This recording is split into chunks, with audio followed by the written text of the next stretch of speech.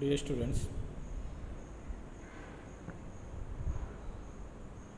Last క్లాస్లో మనం wind energy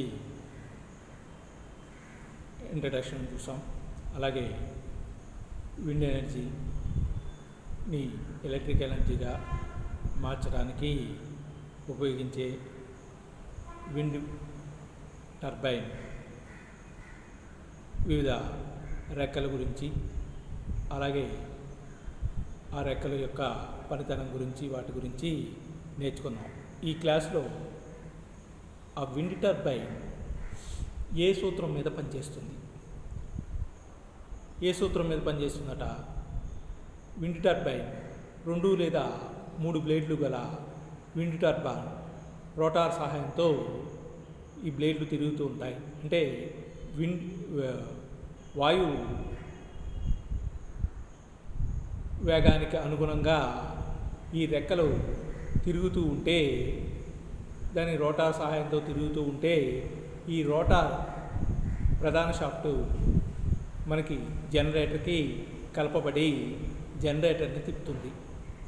ఈ జనరేటర్ని తిప్పడం వల్ల జనరేటర్ ఏం చేస్తుందంటే విద్యుత్ శక్తిని ఉత్పత్తి చేస్తుంది.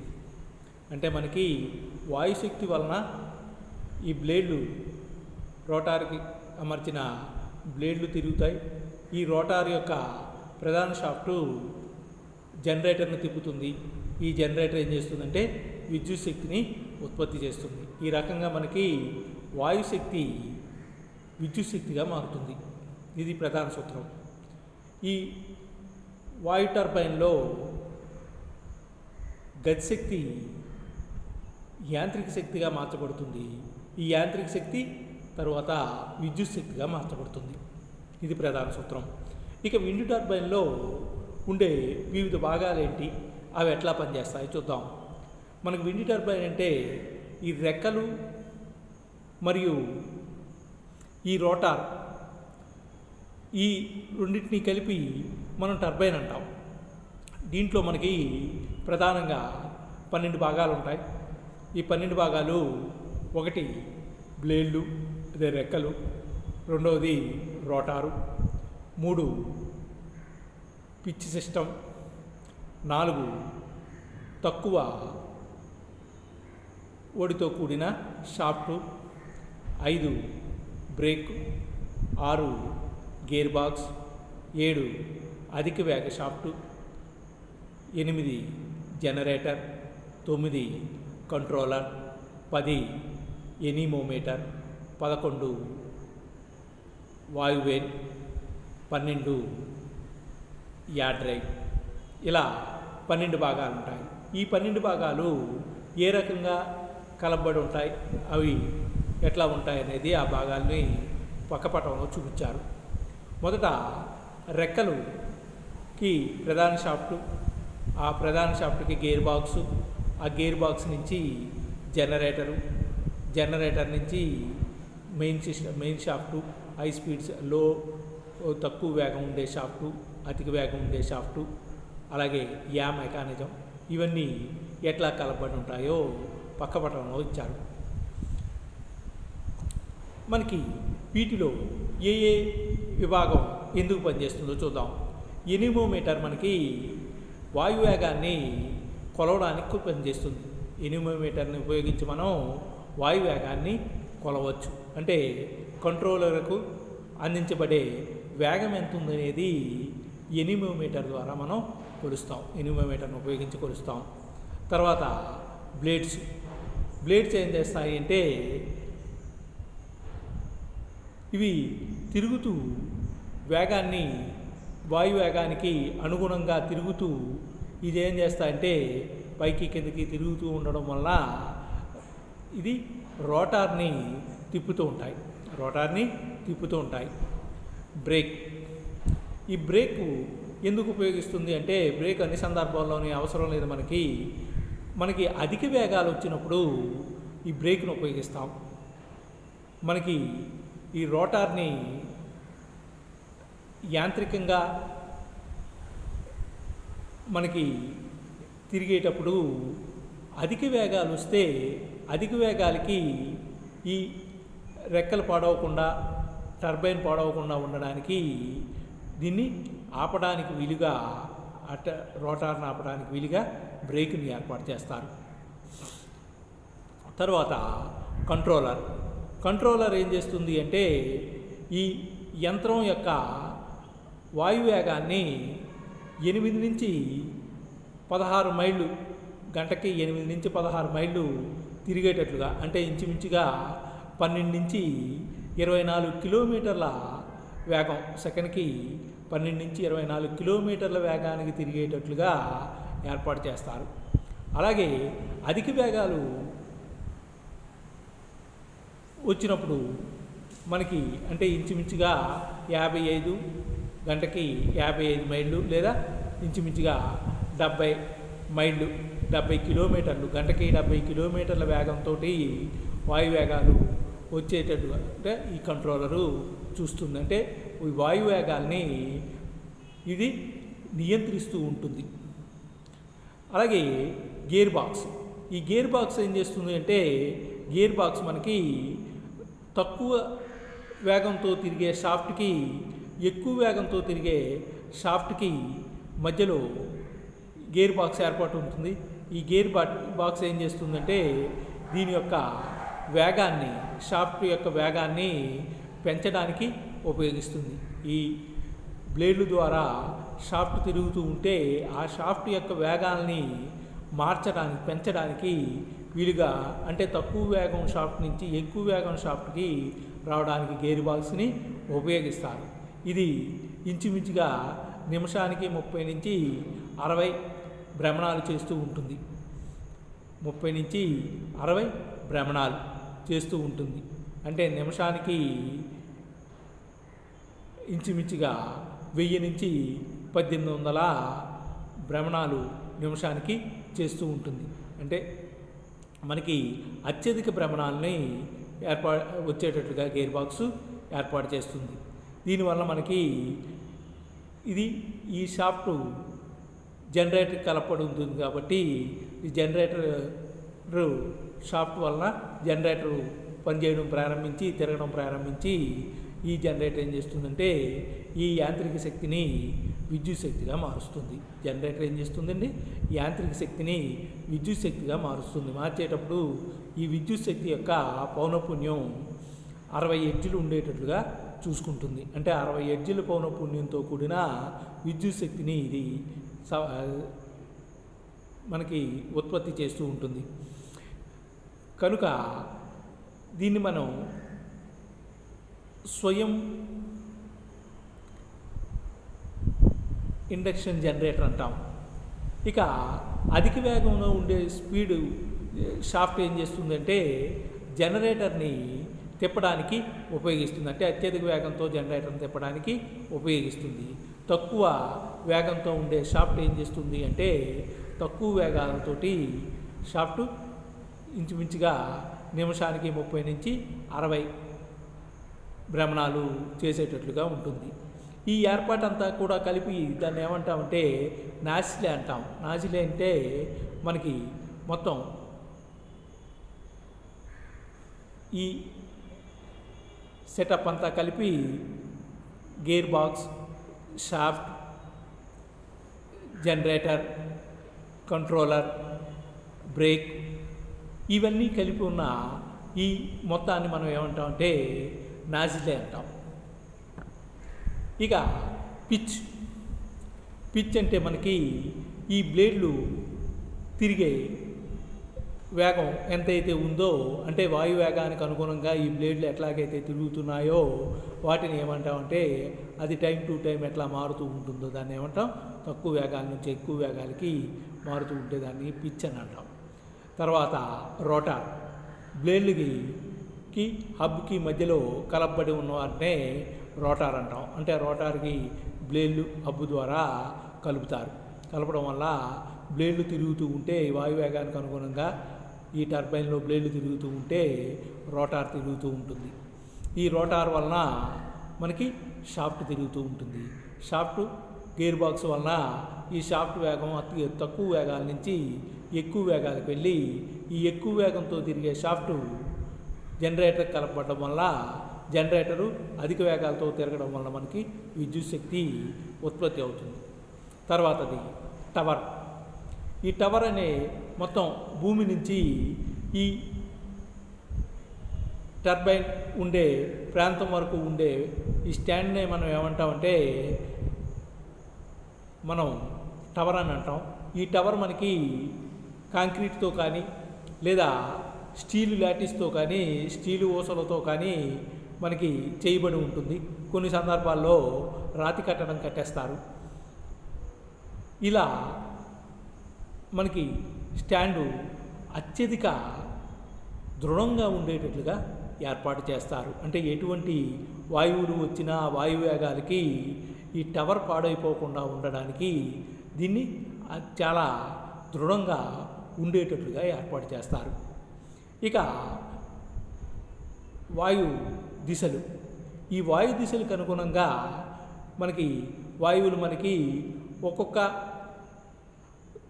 ఋతువులో వాయువేగాలు ఒక్కొక్క దిక్కు నుంచి వస్తూ ఉంటాయి. కొన్ని సందర్భాల్లో తూర్పు దిక్కు నుంచి వాయువులు వస్తూ ఉంటాయి. కొన్ని సందర్భాల్లో కొన్ని సీజన్లో మనకి దక్షిణ దిక్కు నుంచి వస్తూ ఉంటాయి. ఇలా ఆ దిశలను అనుగుణంగా చేసుకొని ఈ టర్బైన్లు కూడా వివిధ దిశల్లో ఏర్పాటు చేస్తారు. అంటే అన్ని టర్బైన్లు ఒకే దిశలో, ఈ ఫ్యాన్లన్నీ ఒకే దిశలో ఏర్పాటు చేయకుండా వివిధ దిశల్లో ఏర్పాటు చేస్తారు. ఇంచుమించుగా 8 దిక్కుల్లోనూ ఎటువైపు గాలి వేసినా ఈ టర్బైన్లు తిరిగేటట్లుగా ఏర్పాటు చేస్తారు. తర్వాత విండ్ వేన్. ఈ విండ్ వేన్ అనేది వాయువేగ యొక్క దిశను కొలవడానికి, ఈ దిశని కొలిసి ఇదేం చేస్తుందంటే యాడ్ డ్రైవ్కి చేరుస్తుంది. ఈ యాడ్ డ్రైవ్కి చెప్పడం వల్ల ఈ టర్బైన్ యొక్క ప్రాపర్టీని, ఈ టర్బైన్ ఏమొస్తుందంటే ఖచ్చితంగా వాయు దిశకి అనుగుణంగా తిరుగుతూ ఉంటుంది. ఈ విండ్ వేన్ ఆ వాయు దిశకు అనుగుణంగా ఈ టర్బైన్ తిరిగేటట్లుగా ఏర్పాటు చేస్తుంది. ఇక యాడ్ డ్రైవ్ ఏం చేస్తుంది అంటే మనకి ఈ మొత్తాన్ని ఇదంతటిని ఏర్పాటు చేసి దీన్ని తిరిగేటట్లుగా పైకి కిందకి విండ్ టర్బైను తిరిగేటట్లుగా ఏర్పాటు చేస్తుంది. ఈ వాయువేగాల్లో ఏదైనా మార్పులు వస్తే దాన్ని కిందకి కానీ టర్బైన్ పైకి కానీ ఉండేటట్లుగా ఏర్పాటు చేస్తారు. ఇక యా మోటార్ ఏం చేస్తుందంటే ఈ యాడ్ డ్రైవ్కి విద్యుత్ శక్తిని అందిస్తుంది. ఇక్కడ పక్కన పట్టంలో మనకి వివిధ దిశలో, ఇటువైపు దిశలోని అటువైపు దిశలోని, అంటే క్రిందకి డౌన్వర్డ్ రోటారు, అప్వర్డ్ రోటార్. అంటే కింది దిశలో రోటార్ ఎట్లా ఉంటుంది, పై దిశలో రోటార్ ఎట్లా ఉంటుంది. కింది దిశలో రోటార్ అయితే మనకి వెనక నుంచి బ్లేడ్లకి వెనకాల నుంచి గాలి వచ్చేటట్లుగా ఉంటుంది. అదే అప్వర్డ్ పై దిశలో రోటార్ ఉంటే అది ఈ రెక్కలకి ఎదురుగా గాలి వచ్చేటట్లుగా రెక్కలను ఏర్పాటు చేస్తారు. దానివల్ల మనకి రెక్కలు నిర్దిష్టమైన వేగంతో తిరుగుతూ ఉంటాయి. ఇక విండ్ టర్బైన్ పనిచేసే విధానం. విండ్ టర్బైన్ పనిచేయడానికి మనకి టర్బైన్లో మనకి బ్లేడ్స్కి రోటార్ కలపబడి ఉంటుంది. ఈ వాయు వేగానికి అనుగుణంగా బ్లేడ్లు కదులుతూ ఉంటే దానికి అనుగుణంగా రోటారు కదులుతూ ఉంటుంది. ఈ రోటారు భ్రమణం చేస్తూ ఉంటే ఈ భ్రమణాన్ని గతిశక్తి రూపంలో ఉండే భ్రమణం వాయువుని శక్తి నుంచి గతిశక్తి రూపంలో ఈ రోటార్లు మారుస్తాయి. ఈ రోటార్ మార్చి ఇది కేంద్ర షాఫ్ట్కి కలపబడి ఉంటుంది. ఈ కేంద్ర షాఫ్ట్కి కలపబడిన ఈ తక్కువ వేగంతో తిరిగే షాఫ్ట్కి కలపబడిన ఈ టర్బైన్, ప్రస్తుతం ఉన్న టర్బైన్లు, ఈ రోటార్ బ్లేడ్లు మనకి క్రమంగా తిరుగుతూ ఉంటే, హబ్ నుంచి నెమ్మదిగా తిరుగుతూ ఉంటే ఒక నిర్దిష్టమైన యాంగిల్లో, దాన్నే మనం పిచ్ అన్నాం, ఆ నిర్దిష్టమైన యాంగిల్లో తిరగడం వల్ల మనకు ఖచ్చితమైన శక్తి ఏర్పడుతుంది. ఈ శక్తిని దీన్నే మనం ఏమంటామంటే పిచ్ నియంత్రణ మెకానిజం అని చెప్తూ ఉంటాం. పిచ్ నియంత్రణ మెకానిజం అని అంటాం. ఈ నాసిలేలో ఉండే ఈ ఏర్పాటు అంటే gear box, rotor, gear box, shaft, అలాగే జనరేటర్, ఇవన్నీ ఈ నాజిల్లో ఉండే గేర్ బాక్స్ ఏం చేస్తుంటే తక్కువ వేగంతో తిరిగే షాఫ్ట్ని ఎక్కువ వేగంతో తిరిగేటట్లుగా గేర్ బాక్స్ ఏర్పాటు చేయబడి ఉంటుంది. అంటే తక్కువ వేగంతో వచ్చే వాయువు వేగాల వలన తక్కువ వేగంతో తిరిగే షాఫ్ట్ గేర్ బాక్స్ సహాయంతో ఎక్కువ వేగంగా తిరిగి ఈ ఎక్కువ వేగంగా తిరిగే షాఫ్ట్ జనరేటర్కి కలపడం వల్ల జనరేటర్ మనకి చాలా ఖచ్చితత్వంగా పనిచేస్తూ ఉంటుంది. ఈ మొత్తం భాగం అంతటినీ కలిపి మనం టర్బైన్ అంటాం. ఈ మొత్తం భాగాన్ని అంతటినీ టర్బైన్ అంటే రోటారు నాజిలే మొత్తాన్ని అంతటినీ కూడా మనం టర్బైన్ అని. ఈ టర్బైన్ తిరుగుతూ ఉంటే మనకి యా మోటారు తిరుగుతూ ఉంటుంది. ఈ యా మోటార్ని ఏర్పడి నాజిలే టవర్ నుంచి మనకి శక్తి మొత్తం అత్యధిక మొత్తంలో విద్యుత్ శక్తి ఉత్పత్తి అవుతుంది. వాయుశక్తిని ఈ రకంగా విద్యుత్ శక్తిగా టర్బైన్ మారుస్తుంది. అలాగే ఈ టర్బైన్ బాగా ఎక్కువ వేగంతో గాలులు వీస్తూ ఉంటే ఆ ఎక్కువ వేగంతో గాలులు వీచినప్పుడు ఈ బ్లేడ్లు పాడైపోకుండా ఉండడానికి ఏం చేస్తామంటే బ్రేక్ని అనువర్తిస్తారు. అంటే ఒక నిర్దిష్టమైన వేగం దాటింది అంటే బ్రేక్ ఏం చేస్తుందంటే వీటి యొక్క బ్లేడ్ల యొక్క వేగాన్ని నియంత్రిస్తూ ఉంటుంది. అంటే తుఫాన్ టైంలో మనకి ఎక్కువ వేగంతో ఇంచుమించుగా 50 km/h 70 km/h తోటి గంటకి 70 కిలోమీటర్లు 50 కిలోమీటర్లు అంతకన్నా ఎక్కువ వేగాలతోటి మనకి వాయువులు వీస్తూ ఉంటే ఆ వాయువుల్ని నియంత్రించడానికి బ్రేక్ని ఉపయోగిస్తాయి. అంటే వాయు వేగాలకు అనుగుణంగా బ్లేడ్లు అత్యధిక వేగంగా తిరగకుండా బ్లేడ్లు ఒక నిర్దిష్టమైన వేగంలో తిరిగేటట్లుగా ఈ బ్రేక్ ఏర్పాటు అంటే బ్రేక్ మనకి ఈ టర్బైన్ రక్షించడానికి ఉపయోగపడుతుంది. ఇక ఈ ఉత్పత్తి అయిన విద్యుత్ మనకి జనరేటర్ నుంచి ఒక కేబుల్ ద్వారా టర్బైన్ టవర్లో నుంచి భూమికి సంధానం చేయబడి ఈ ప్రధాన స్థావరంలోనికి విద్యుత్తుని నిల్వ చేసే ప్రధాన స్థావరంలోనికి పంపబడుతుంది. అక్కడ ఈ విద్యుత్ నిల్వ ఉంటుంది. దాన్నే మనం పవర్ స్టేషను లేదా గ్రిడ్ అని అంటాం. అక్కడ ఈ విద్యుత్ నిల్వ ఉంటుంది.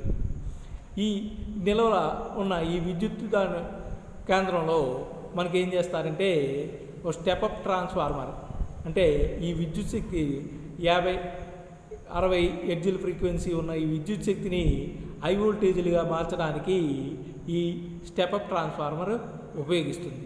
ఇది ఎక్కువ సున్నితత్వంతో కూడిన పవర్ గ్రిడ్కి కలపబడి ఉంటుంది కాబట్టి మనకి ఎంత 230 volts నుంచి 440 volts కానీ ఇంకా అంతకన్నా 1,30,000 volts అంత మించి పెంచడానికి వీలవుతూ ఉంటుంది గ్రిడ్లో. ఇక దీనివల్ల మనం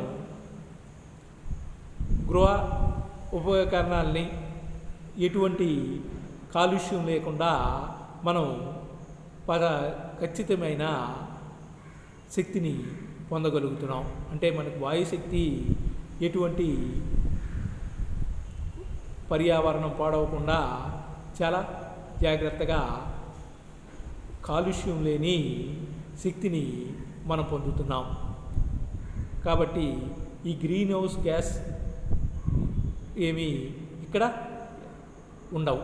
అంటే గ్రీన్ హౌస్ గ్యాసులు ఉద్గారము కాలుష్యము ఏమీ లేకుండా మనకి ఖచ్చితమైన చాలా స్వచ్ఛమైన శక్తిని మనం పొందవచ్చు, వాయుశక్తి నుంచి విద్యుత్ శక్తిని. ఇక ఈ ఏర్పాటు గ్రిడ్కి కలపబడే ఏర్పాటు 3 రకాలుగా ఏర్పాటు చేశారు. ఒకటి స్టాండ్ అలోన్ అన్నారు. ఈ స్టాండ్ అలోన్లో అంటే సింపుల్గా మనకి ఉండే ఈ సెటప్లో మనకి ఇది పవర్ గ్రిడ్కి కలపబడదు. కేవలం మనం ఉత్పత్తి చేసిన విద్యుత్ కేవలం మనకి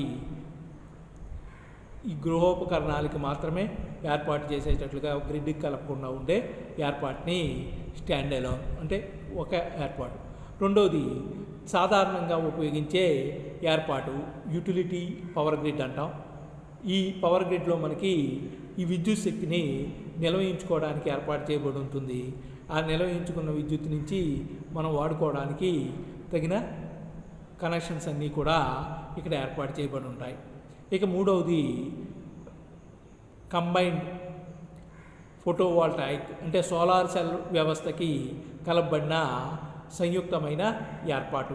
అంటే దీంట్లో మనకి వాయుశక్తి నుంచి వచ్చిన విద్యుత్ శక్తితో పాటు కొంత సౌరశక్తి నుంచి కూడా విద్యుత్ శక్తిని తీసుకొని మనకి ఏం చేస్తారు అంటే శక్తిని నిల్వయించుతారు. దీనికి సూర్యరశ్మికి ఏర్పాటు చేయడానికి ఈ సోలార్ ప్యానల్స్ కింద పటంలో చూపించినట్లుగా సోలార్ ప్యానల్స్ తోటి మనకి ఏర్పాటు చేస్తారు. అంటే విండ్ టర్బైన్ నుంచి వచ్చిన ఈ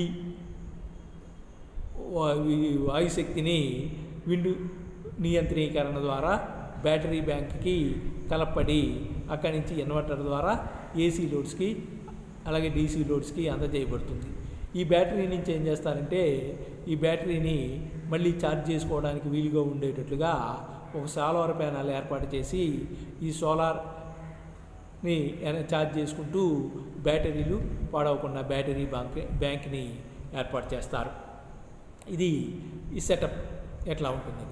ఇక గరిష్టమైన శక్తిని తీసుకోవడానికి ఏం చేస్తాము అంటే ఈ రోటార్ బ్లేడ్స్ బాగా పొడవుగా ఉండేటట్లుగా ఏర్పాటు చేస్తాం. ఇంచుమించుగా 70 మీటర్ల నుంచి 70 మీటర్ల పొడవు 70 మీటర్ల వ్యాసం గల ఏర్పాటు చేస్తాం. అంటే చాలా పెద్దవి. అలాగే ఇవి మామూలు వాటికన్నా 30 రెట్లు అధికమైన సైజులో ఉంటాయి. దీనివల్ల మనకి ఈ వాయువులు వచ్చినప్పుడు ఇవి చాలా ఖచ్చితంగా తిరగడానికి వీలవుతూ ఉంటుంది. అలాగే టర్బైన్ రోటార్ బ్లేడ్లు చాలా ఎక్కువ ఎత్తులో ఉంటాయి కాబట్టి ఎత్తైన ప్రదేశాల్లో ఇంకా ఎత్తుగా ఉంటాయి కాబట్టి మన స్వచ్ఛమైన గాలిని వల్ల ఇవి తిరుగుతూ ఉంటాయి. ఈ తిరిగి ఖచ్చితమైన వాయుశక్తిని పొంది ఆ వాయుశక్తిని కిందకి పంపించి మనకి టర్బైన్ ఏం చేస్తుందంటే ఎక్కువ శక్తిని వచ్చేటట్లుగా ఏర్పాటు చేస్తుంది. కనుక ఈ అధిక ఎత్తులో ఉన్న రోటార్ల వల్ల మనకి ఎక్కువ వేగంగా ఉండే గాలి వల్ల మనకి ఎక్కువ శక్తిని ఉత్పత్తి చేసుకోవచ్చు అంటారు. ఇక వివిధ రకాలుగా ఉండే ఈ టర్బైన్ ఫ్యాన్లు వివిధ ఎత్తుల్లో వివిధ దిశల్లో ఉండే మనకి ఇచ్చారు. అంటే ప్రతి టర్బైను ఒకే ఎత్తులో అన్ని టర్బైన్లు అంటే మనకి ఎక్కువ విద్యుత్ శక్తిని ఏర్పాటు చేసుకోవాలి అంటే అత్యధిక క్షేత్రం చాలా ఎక్కువ మొత్తంలో క్షేత్రంలో అంటే 30 ఎకరాల క్షేత్రంలో మనకి వివిధ రకాలైన ఈ టర్బైన్ ఫ్యాన్లు కనిపిస్తూ ఉంటాయి ఏర్పాటు చేయబడి ఉంటాయి. ఈ ఏర్పాటు చేసినప్పుడు అన్నీ ఒకే దిశలో ఉండకుండా ఫ్యాన్లన్నీ కూడా ఇందాక చెప్పుకున్నట్టుగా 8 దిక్కులను చూసేటట్లుగా మనకి ఈ 8 దిక్కుల్లో కూడా మళ్ళీ అన్నీ ఒకే ఎత్తులో ఉండకుండా కొన్ని కిందికి కొన్ని మాధ్యమికంగాను కొన్ని బాగా ఎత్తుగా ఉండేటట్లుగా టర్బైన్ టవర్ని ఏర్పాటు చేసి మనకి వాయు దిశకి అనుగుణంగా వీటిని పటంలో చూపినట్లుగా ఏర్పాటు చేస్తారు. ఇక ఈ విండ్ పవర్ని ఈ వాయుశక్తిని ఎట్లా నిల్వయించుకోవచ్చు? ఈ నిల్వయించుకోవడానికి ఈ రకమైన చిన్న ఏర్పాటు ఉంటుంది. దీని నుంచి ఇక వాయుశక్తి వల్ల మనకి ఉపయోగాలేంటి? ఈ వాయుశక్తి వలన ఉపయోగాలేంటి? ఇది తక్కువ కార్బన్ డయాక్సైడ్ని విడుదల చేస్తుంది. చాలా తక్కువ కార్బన్ డయాక్సైడ్ని అంటే ఇంచుమించుగా అసలు కార్బన్ డయాక్సైడ్ని విడుదల చేయదు. కనుక దీంట్లో ఉండే కాలుష్యం గాలి కాలుష్యం కానీ నీటి కాలుష్యం కానీ చాలా తక్కువ ఉంటుంది. అలాగే వాతావరణాన్ని ఏ రకంగానూ పాడు చేయదు. ఇందువల్ల మిగిలిన మనకి శిలాజప ఇంధనాలు అయితే మైనింగ్ చేయడం కానీ డ్రిల్లింగ్ చేయడం వల్ల మనకి అధిక మొత్తంలో కార్బన్ డయాక్సైడు మనకి ఈ గ్రీన్ హౌస్ గ్యాసెస్ విడుదలవుతూ ఉంటాయి. ఇక్కడ అటువంటిది ఏమీ లేదు కాబట్టి వాతావరణానికి ఎటువంటి ఆపద రాకుండా ఉంటుంది. అలాగే ఇది ఎప్పుడు అంటే నిరంతరము ఉండే శక్తి కొన్ని సీజన్లో తక్కువ ఉన్నా, కొన్ని సీజన్లో ఎక్కువ ఉన్నా సంవత్సరం అంతా మనకి లభించే శక్తి వాయుశక్తి. అలాగే వివిధ ప్రాంతాల్లో, వివిధ దేశాల్లో మనకి ఎక్కడ కావాలంటే అక్కడ మనకి ఈ శక్తిని వాడుకోవచ్చు. అలా కాకుండా మనకి శిలాజ ఇంధనాలంటే కొన్ని ప్రాంతాల్లో మాత్రమే లభిస్తాయి. అలా కాకుండా ఎక్కడైనా మనం ఏర్పాటు చేసుకోవచ్చు. అలాగే ఈ టర్బైన్ల యొక్క పనితీరు ప్రపంచమంతా వేరు ప్రాంతాలను బట్టి, అక్కడ ఉండే శీతోష్ణ పరిస్థితులను బట్టి మనం వీటిని ఏర్పాటు చేస్తూ ఉంటారు. ప్రపంచంలో ఎక్కడైనా మనం ఈ టర్బైన్లు ఏర్పాటు చేసి వాయుశక్తిని విద్యుత్ శక్తిగా మార్చుకోవచ్చు. కానీ ఈ శిలాజ ఇంధనాలు అయితే కొన్ని ప్రాంతాల్లో మాత్రమే ఇవి ఉంటాయి కాబట్టి ఆ ప్రాంతంలోనే మనం విద్యుత్ శక్తిని పొందగలం, శక్తిని మార్చగలం. కానీ దీనికి ఆ బాధ ఇదేమీ లేదు. అలాగే ఇవి శిలాజ ఇంధనాలలాగా ఒక నిర్దిష్టమైన తక్కువ మొత్తంలో ఉండే, అంటే భవిష్యత్తులో కొన్ని సంవత్సరాలకి శిలాజ ఇంధనాలు అయిపోతాయని చెప్తున్నాం. ఇక్కడ మనకి వాయుశక్తికి ఇది లేదు. మొత్తం ఎన్ని సంవత్సరాలైనా సరే ఈ వాయుశక్తి మనకి నిరంతరంగా లభిస్తూనే ఉంటుంది. అలాగే దీని యొక్క ధర కూడా చాలా తక్కువ. అంటే మనకి వాయువు మనకి వాతావరణం నుంచి లభిస్తుంది కాబట్టి కొనుక్కోవాల్సిన పని లేదు. కాబట్టి వీటిని పొందడానికి ప్రధానంగా మొదట ఎక్కువ ఖర్చు పెట్టి ఈ ఏర్పాటుని చేసుకుంటే మనకి తర్వాత ఎటువంటి ఖర్చు లేకుండా జరిగిపోయే విధానం ఇది. అదే అలాగే దీనివల్ల మనకి ఈ కన్స్ట్రక్షన్ వీటిని ఏర్పాటు చేసుకునే కానీ, లేదా వీటిని నడపడానికి కానీ, వీటి పని చేయించడానికి కానీ, వీటిని టర్బైన్ని తయారు చేయడానికి కానీ, వీటి వల్ల మనకి అనేక రకమైన కొత్త ఉద్యోగాల్ని ఏర్పాటు చేసుకోగలం. ఇక దీనికి ఉండే నష్టాలు, ఈ నష్టాలు మనకి ఫస్ట్ ఈ ప్రాజెక్ట్ పెట్టడానికి ఎక్కువ కాస్ట్ అవుతుంది, ఎక్కువ ఖర్చు అవుతుంది. ప్రాజెక్ట్ పెట్టడానికి ఎక్కువ ఖర్చు అవుతుంది. అది తప్ప తర్వాత ఎటువంటి ఖర్చు ఉండదు. అలాగే దీనికి మిగిలిన వాటితో పోలిస్తే విండ్ వాయుశక్తికి ఎక్కువ. అలాగే తర్వాత ఎటువంటి మెయింటెనెన్స్ ఖర్చు ఉండదు దీనివల్ల. ఇది ఏం చేస్తుంది అంటే ఎక్స్ట్రా కాస్ట్ మనం చేయాల్సిన పని లేదు. ఇక ఇది ఎత్తైన ప్రదేశాల్లో ఏర్పాటు చేస్తారు కాబట్టి ఆ ఎత్తైన ప్రదేశంలో కొండ ప్రాంతాల్లోని, లేకపోతే ఎటువంటి మానవ జీవనం లేని చోట ఏర్పాటు చేస్తారు కాబట్టి అక్కడ ఉన్న ఈ వన్య ప్రాంతాలని ఇది పాడు చేస్తుంది. అదొక నష్టంగా చెప్పుకోవచ్చు. అలాగే దీనివల్ల ఇది మొత్తం దేశానికంతటికీ సరిపడా విద్యుత్ శక్తిని అందజేయలేకపోవచ్చు. మిగిలిన వాటి ప్రాజెక్టులాగా ఇది చేయలేకపోవచ్చు. కానీ మనకు కావాల్సినంత ఏర్పాటు చేస్తుంది. ఇక దీనివల్ల మైనింగ్లోని, డ్రిల్లింగ్లోని అంటే అత్యధిక మొత్తంలో మనుషులు పనిచేస్తూ ఉంటారు. అక్కడ ఎక్కువ ఉద్యోగాలు ఉంటాయి. ఇది మనకి స్టార్టింగ్ టైంలోని ఏర్పాటు చేయడానికి ఎక్కువ మంది పనిచేసిన తర్వాత మెయింటెనెన్స్ దగ్గరికి వచ్చేసరికి చాలా తక్కువ మందితో సరిపోతుంది. కాబట్టి దీనివల్ల మానవాళి యొక్క ఉద్యోగాలు పోవడానికి కూడా ఉంటుంది. అదొక నష్టంగా చెప్పవచ్చు. ఇక భారతదేశంలో మనకి ఈ విండ్ పవర్ ఎట్లా ఉంటుంది ఏంటి అనేది ఇక్కడ ఏర్పాటు చేశారు. మనకి మన భారత ఈ రెన్యూబుల్ ఎనర్జీ మంత్రిత్వ శాఖ మనకి ఇంచుమించుగా 2008 సంవత్సరంలో 1986 సంవత్సరంలో ఏర్పాటు చేయబడి మనకి వివిధ ప్రాంతాల్లో ఈ వాయు టర్బైన్ ఏర్పాటు చేశారు. ఫర్ ఎగ్జాంపుల్ మహారాష్ట్ర రత్నగిరి, గుజరాత్లో ఓకా, తమిళనాడులో టూటుకోరిన్, ఇవన్నీ కూడా 55 కిలోవాట్ల విద్యుత్ శక్తిని ఉత్పత్తి చేయ సామర్థ్యం గల ప్రాజెక్టులని ఏర్పాటు చేశారు. ఇవి మనకి 2016 జూలై 31కి ఇంచుమించుగా 27,441.15 మెగావాట్ల శక్తిని మనం ఈ దక్షిణ, పశ్చిమ, తూర్పు ప్రాంతాల్లో ఏర్పాటు చేయబడిన వివిధ ప్రాజెక్టుల వలన మనం పొందగలుగుతున్నాం. అంటే ఇంచుమించుగా ఈ వాయుశక్తి నుంచి విద్యుత్ శక్తి ప్రస్తుతం మనకి 49,330 మెగావాట్ల శక్తిని మనం పొందగలుగుతున్నామని మనకి మంత్రిత్వ శాఖ తెలుపుతోంది. ఇక ఈ చాప్టర్లో ఉండే మనం నేర్చుకున్నవన్నీ కూడా ఒక్కసారి కాలంకోశంగా చెప్పుకుంటే కంక్లూజన్స్ అంటాం. ఈ కంక్లూజన్స్ ఈ వాయుశక్తి నుంచి విద్యుత్ శక్తిని ఏ రకంగా పొందగలిగాము, వీటి యొక్క టర్బైన్లు ఎట్లా పనిచేస్తూ ఉంటాయి, అలాగే కొరియా ఫోర్స్ అంటే ఏంటి, ఇవన్నీ మనం ఇక్కడ చర్చించాలి. Thank you very much.